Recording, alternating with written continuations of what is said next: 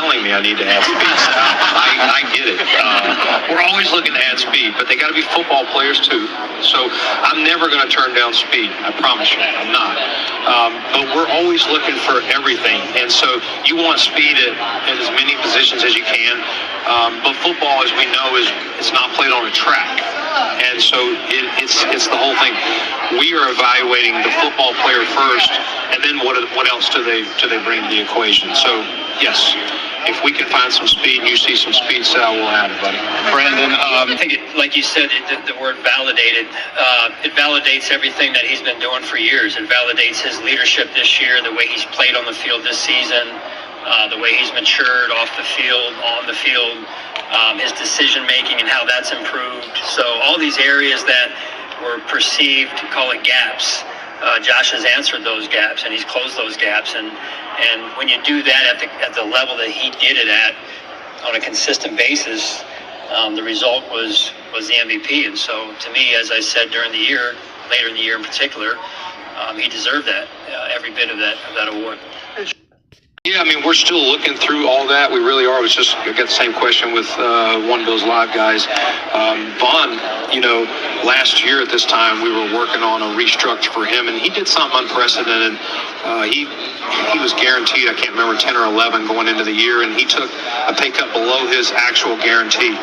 And you're talking about a first ballot Hall of Famer that did that. So a lot of respect for what he did to come back and try and help us chase this trophy. And I thought as the year went on, he continued to show, that he could still play. As far as any decisions, we're still working through all that. The thing I love about Vaughn is he very rarely, if ever, used kind of the victim role approach. He always was, hey, I'm coming back. I'm going to be back. I'm working on it. Mentally, he's just so elite with his mental. To come off of a knee injury, in particular when you're 30 plus, is a challenge. And I thought this year was a lot better than the year before, and that's really what you want to see. He only had 16 snaps against Kansas City. Were you trying to maximize his pass rush snaps there? It was a low number. Yeah, it was low. Ideally you can get him into third down, and I didn't think we won enough first downs or second downs, early downs, to get him into third down or third and long enough, mark in that capacity. So sometimes those go hand in hand, and ultimately it's also a role feeling the game on the sideline too. And hey, we're not getting into a lot of third downs, so let's get Vaughn some work on first and second. So those go hand in hand as well. Sean. Yeah, I mean, Sal, we look at everything. We really do. And so, yes, Rasul's a free agent. So, we'll see what happens, with him. And obviously Christian would be coming back. And, we have Kyer here and some other guys. So we'll see. We'll look in free agency. We'll look in the draft. But I would say there's other positions as well that we definitely need to look at and make decisions on, not only for this season, but, years to come. Do YouTube, Bills Mafia football fans out there, McBeane at the Combine, getting close to that draft. I can't wait, man. And they touched on a few different things there. Von Miller, who just got his walk-in papers. Wonder where he'll end up. Amazing career, like everyone's been saying. That's a first ballot Hall of Famer. But as his career went on, injuries and stuff like that, it's been tricky for teams signing him, like the Bills. It's a guy that's gonna, of course, get a hefty payday. But is it worth the investment? And at the end of the day, all of my Bills fans or other fans out there, comment what you think about the Bills' time with Von on the squad. I mean, that injury first season with Buffalo really hurt us. He came back and I guess he restructured his deal. I forgot about that he took somewhat of a pay cut to help shuffle money around and things like that. We saw Tom Brady do that in his time with the Patriots. I mean, listen, these dudes are getting paid handsomely, shifting a little of the contract around.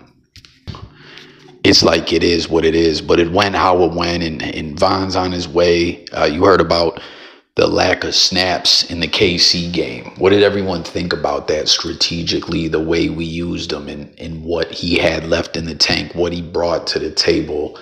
Ideally, they wanted to keep his pitch count low and use him in third down situations, but we weren't winning enough on first and seconds for those third and longs. I don't know. It's kind of iffy to use him so sparingly in a sense. I mean, it's Von. I get it. You want to keep, when you got a solidified pass rush like that where you can have a closer, so to speak, like Mariano Rivera, the things we saw with some teams, the way they use running backs, kind of like, wasn't that the way it went with Frank Gore when he was with Buffalo? I really wish we held on to him one more season, the way I think Singletary was the man at that time.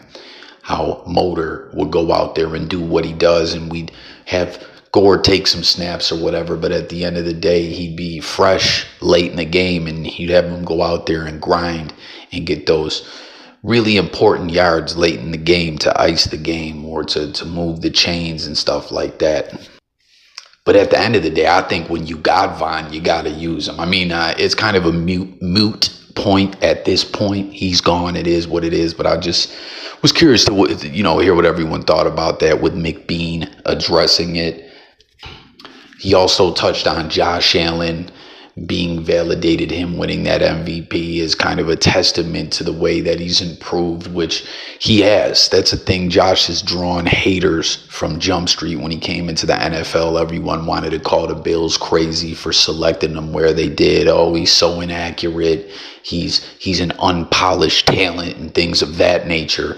But he's made an impact immediately in the NFL. That first season, his rookie season, if he didn't get hurt on that late hit when his arm got sandwiched between two helmets, I think we possibly make the playoffs that year as his second season when we lost to the Texans in the divisional round when we got flucked on that kickoff chaos with the BS common sense. He says Carter meant to take a knee, so we're just going to give him a touchback instead of giving the Bills the touchdown that they so deservingly should have, and they would be up by 3 scores. It shifted the momentum of the game. I don't know.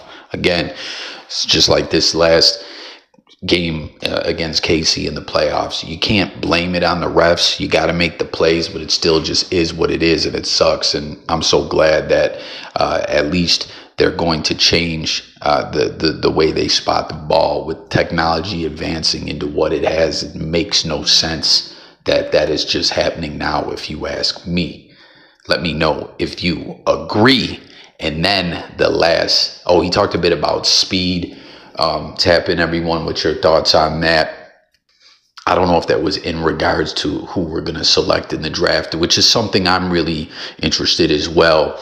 I'm not so up on the talent coming up in the draft. I mean, I'm watching what happens with Cam Ward and Shedeur Sanders, but I haven't been watching college football that closely over the past couple of years to really be up on who's going to be available. What are the Bills' needs? Where do you want to see us go? Like, let's discuss it all in the comments. As always, if you're new over here, we talk music, news, sports, and all types of topics over here. And it's just about coffee, talking it up with the good people in the blogosphere out there. So join the discussion, Bills fans, or if you're not a Bills fan, who you want your squad to take in the draft and some things like that. What you think will happen. But the last bit of info they touched on there, when he mentioned Christian Benford and Rasul Douglas, our corners, right? And Douglas, facing free agency, we gotta re-sign Rasul Doug, man. That was a great trade. I forget, someone help me refresh my memory who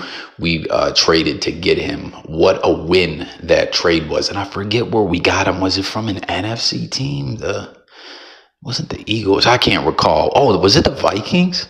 I don't know. Oh, no, the Packers. We got him from the Pack. That's right, I think. But he made an immediate difference. And, Kaiir Elam was the third name that they mentioned. And there was this big rumor the other day about Kaiir being on the trade block or getting traded to Carolina. Was the only reason it was somewhat plausible because of the rapport and the way we shift around players with the Panthers, with McDermott being a former coordinator over there with Carolina. But man, Elam sucks. We saw what happened in that playoff game, and we need Rasul Douglas back, straight up, man.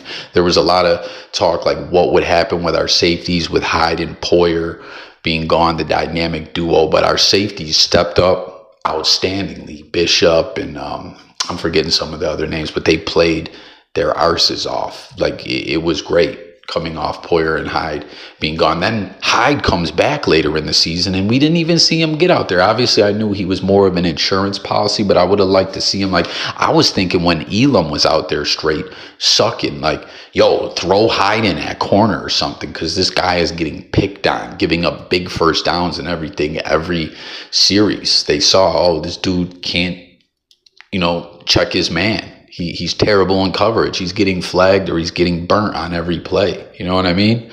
So hopefully Douglas comes back. But speaking of losing or retaining players, Mac Hollins, the barefooted wonder. I don't know if he was a hippie or whatever. He was a beloved fan favorite. We saw the players loved him. You know what I mean? He's a veteran. He led the team in touchdowns at the receiver position, which was only at 5. I like our wide receiver cores, but I hate to see Matt go. Like we said, morale, a leader that's been a big part of the Buffalo Bills, in my opinion, since McDermott, and then later Beane came to Buffalo. Obviously, McDermott ended the playoff drought in his first season with the Bills, but we saw the Snowman the other day talking about McDermott and his Jays and how he's a player's coach, and Joe Brady, he's a player's coach, and the guys flock with him. They got love for him. Morale is high. That's been a thing that's been a consistent constant each and every season. And it sucks to see Hollins go, and especially to see him sign with a divisional rival, the bum-ass Patriots. But a great pickup for New England. Like, as a fan, so often I hate seeing players that you got love for, like Fred Jackson leaving, you know what I mean, getting cut the way we did him. It's like, that's straight dash. How could we do that, But at the end of the day, the other news is us signing former Chargers receiver, 3rd-round talent in the 2021 draft, Josh Palmer. You see his numbers there aren't nothing spectacular, but Herbert definitely had some success throwing him the ball, and this is a situation like last year with the different receivers we brought in. I was thinking Samuel could be a guy like what I'm talking about here with Palmer coming to town, where they're good receivers, they're solid talent. They could come here and have a breakout season. It didn't happen with Samuel last season, but maybe it could happen with Palmer. As you see, he's not necessarily a speedster out there, but he can get separation. And I don't know, he could be a big weapon. Everyone, what do you think about all the stuff we touched on in this video? Losing Mac Hollins. Mac attack, right? That's what they say for Khalil Mack, but I was saying it for Mac Hollins last season, and Palmer coming here. Is that a W? Like, is it a, hey, at the end of the day, losing Hollins and signing Palmer is a gain? We're better off than we were, or it's going to be a wait and see, or it's like, whatever, it's a whole lot to touch on, as well as the draft and the combine and everything. So thank you for tuning in. Go Bills. Subscribe. Let's talk. I'll catch you on the next video, guys. Peace.